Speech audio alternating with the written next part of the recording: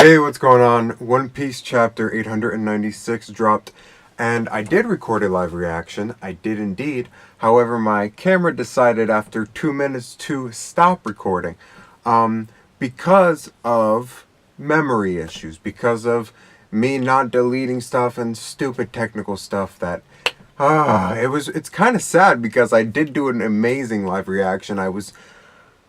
It was twists and turns. I mean, this chapter was the definition of twists and turns emotionally for me. So I'm gonna break it down into talking about. Oh man, I'm so hype. I want to get ahead of myself. I'm gonna break it down into talking about the Luffy Katakuri stuff. Then we're gonna move into the Sanji stuff, and then we're gonna move into the Capone stuff. So we'll get the Luffy and the Katakuri stuff out of the way real quickly. So the first instance of Luffy versus Katakuri, I mean, I was praising my Lord. I was praying. I was down on my knees, singing. It's not screaming. I was kind of screaming, singing hallelujah because of how happy I was. I mean, Luffy. Okay, so Luffy doesn't lose. Okay, Luffy doesn't lose because he lives. He doesn't die at the end of the fight, so he's going to walk away from the fight with all of that accumulative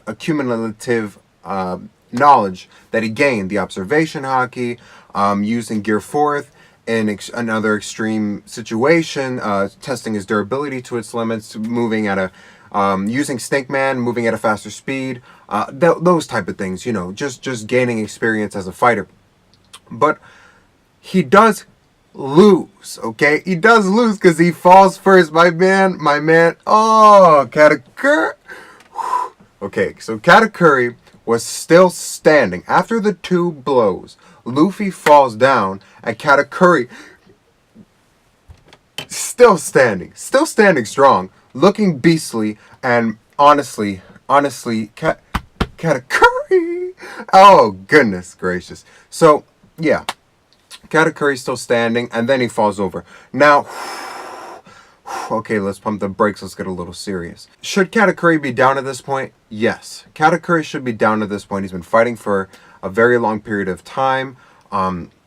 He's been taking blows from Luffy, and he did nerf himself with the attack on himself and when he stabbed himself with his own trident. Excuse me. He also made the big mistake of going fisticuffs with Luffy when he should have just continued using his trident and using his mochi abilities. But we won't get into that. We won't get into that because it's not really, it's not what happened. It wasn't. Katakuri going fisticuffs, fighting Luffy's way, fighting Luffy's style, was beastly, and it did match the theme of the fight and Katakuri's character of being manly. You know, let's get it, let's go one-on-one with the hands. So it did make sense, and even though that wasn't his smartest move, it kind of fit with what was going on in the fight. In the moment, it makes sense. You know, it's sometimes you see two dudes going at it, and you're like, damn, he could have done that. It could have been better. But like, you're not in the moment. You're not in the heat of the fight. Emotionally, it's different when you're in a fight, and the way you're processing things and the way you're experiencing things is going to be different. So, you know, we'll give him a pass on that one. But then Luffy gets up. Okay, Luffy. Oh gosh, oh god. Okay. Let me relax. So Luffy gets up, and it hurts because how can Luffy? What, he take a 10-minute nap?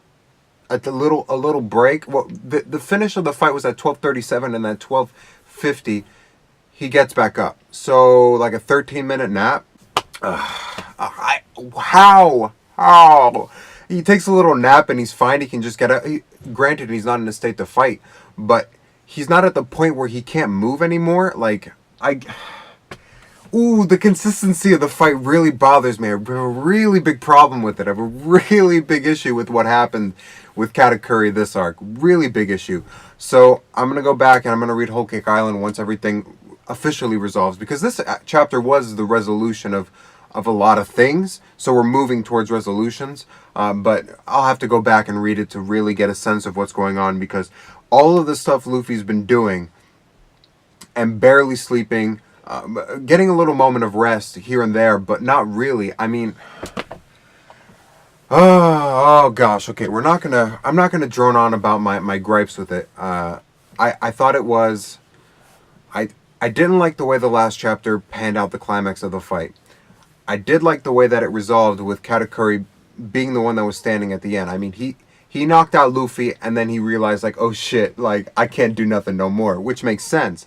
So that's fine. I said I would save my judgments until this chapter.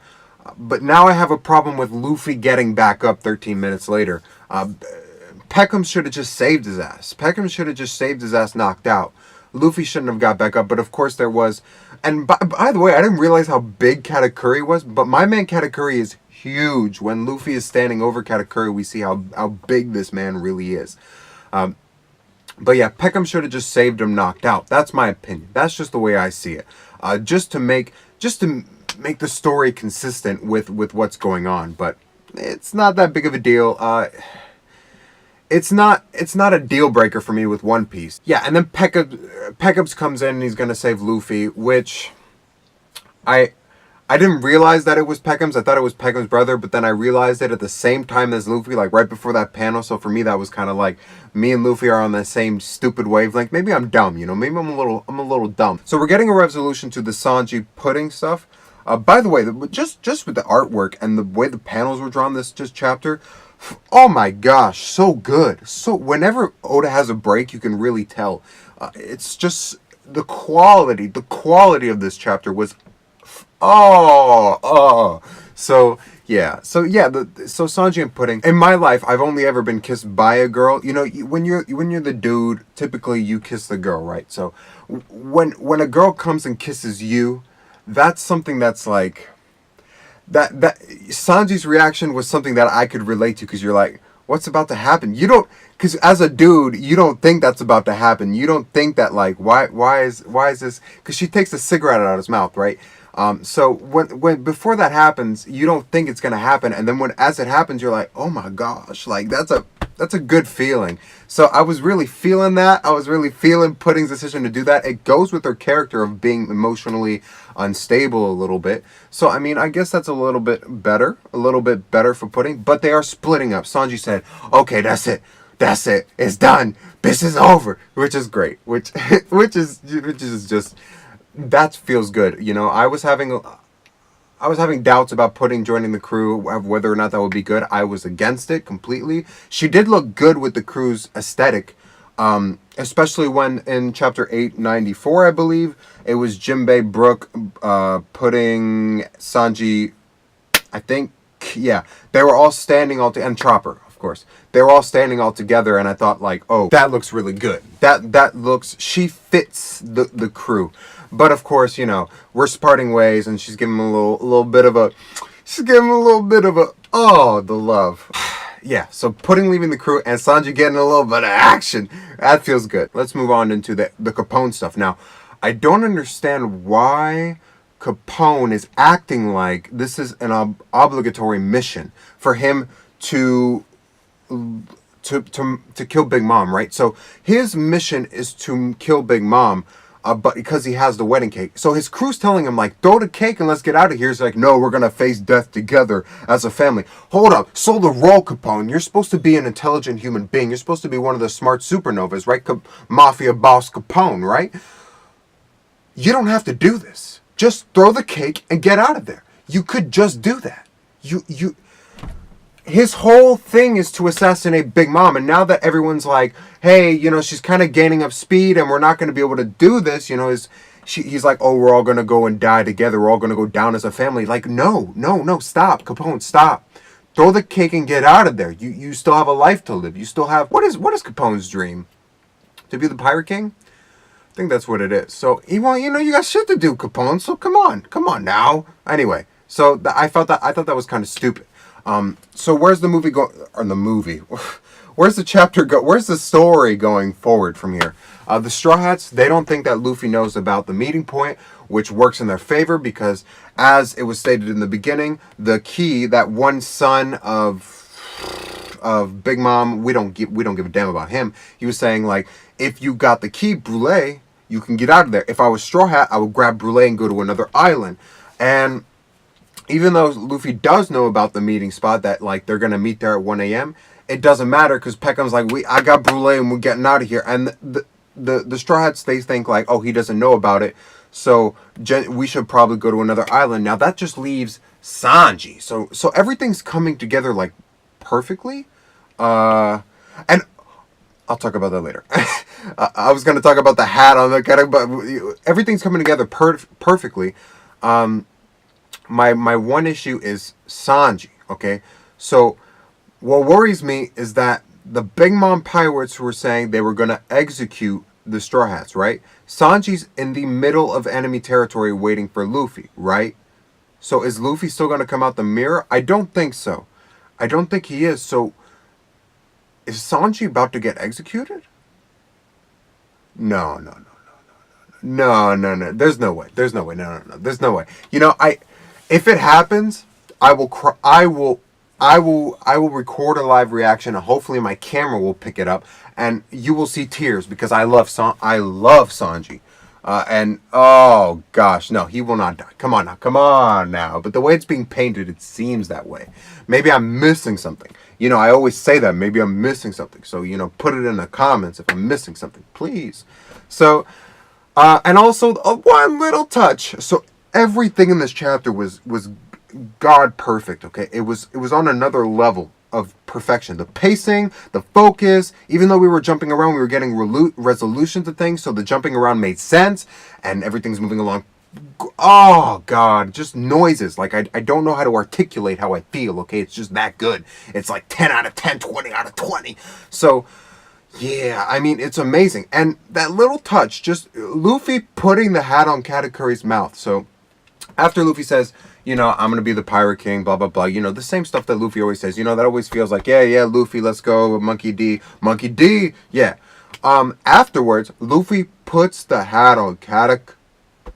Oh, you feel the respect between these two characters. I feel the respect between the two. Like, they were very, not like-minded individuals, but they were very similar individuals in that they were both very confident, very sure of themselves, and they were both about it, if that makes any sense. They're real N-words. I can't say, but they real, okay? They're real. So that's the only way I can really, like, put it. You know, the way that fight felt is like they're both real men. You know, they stood up, they got the muscle, they powered through, and, you know, they got that respect. They got the respect. They did a double knockout. So, yeah. Katakuri not being able to move, that makes sense, but Luffy should not be able to move either. That's my only gripe. That's my only complaint. Luffy should have just stayed knocked out. Gosh, Oda. Luffy does not have to be like really a 13-minute nap. That's about it. All right. So that's it. Other than that, the chapter was like on a technical standpoint, the chapter was amazing. It was so good. So that's it. That's the review. Where's the story going forward? Well, I think it's going to wrap up rather perfectly. I don't think Oda has enough time to put in more drama, right? To put in more stuff. But it almost feels too perfect. Like, okay, Luffy beats Katakuri, Capone's moving away, and the way things are moving with the Straw Hats on the Sunny, and the way things are moving with Peckham's, that's going to resolve perfectly. Sanji being in enemy territory, I don't know what's going. Ooh, that's a difficult one. And I remember I was really hyped to see how Sanji would get into the Cacao Island area, but he was just there. But because Sanji's sneaky, he had a hood. Gosh, I need to relax.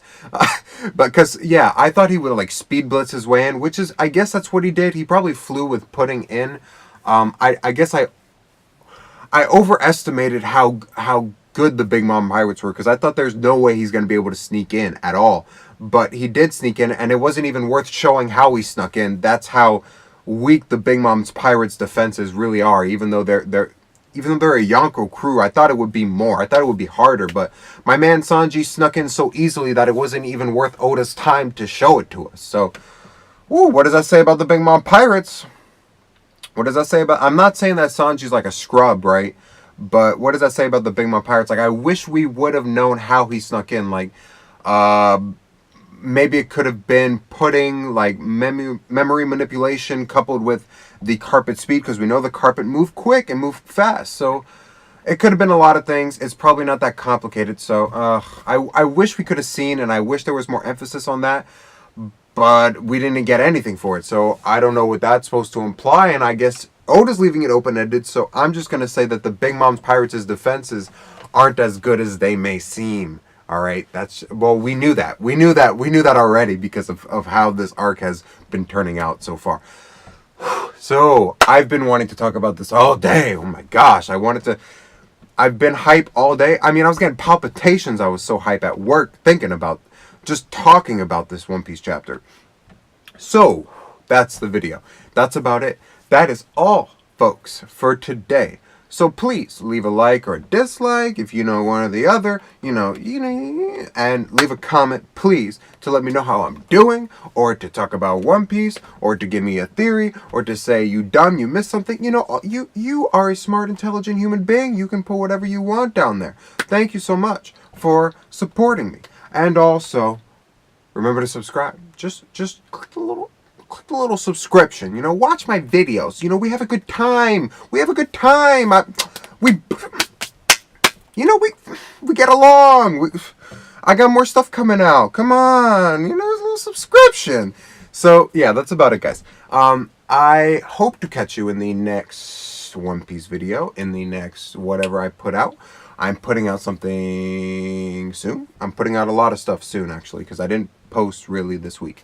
So, yeah, that is it. That is all. I hope you guys have wonderful, beautiful days. This chapter was, beautiful. And even though the Luffy Katakuri stuff irks me a little bit, it was saved really because Katakuri was left standing at the end. However, Luffy still being able to walk, I guess Katakuri could walk away too, but he's taking a nap in the mirror world because they're both not able to fight anymore. Maybe that could be an argument that could be made, but oh gosh, I'm getting back on it. I ended the video and I'm talking about this. But gosh, it really bothers me. So if you saw something, please let me know that I'm not seeing. I guess he probably could walk away, but he's going to take a nap in the mirror world because they're both at their fighting ends. So I guess that's how that justifies it, right? But I guess that's what we're supposed to believe. So all right. So have beautiful, productive days. Get stuff done. Eat right and breathe fresh air. And I'll see you guys next time. All right, bye.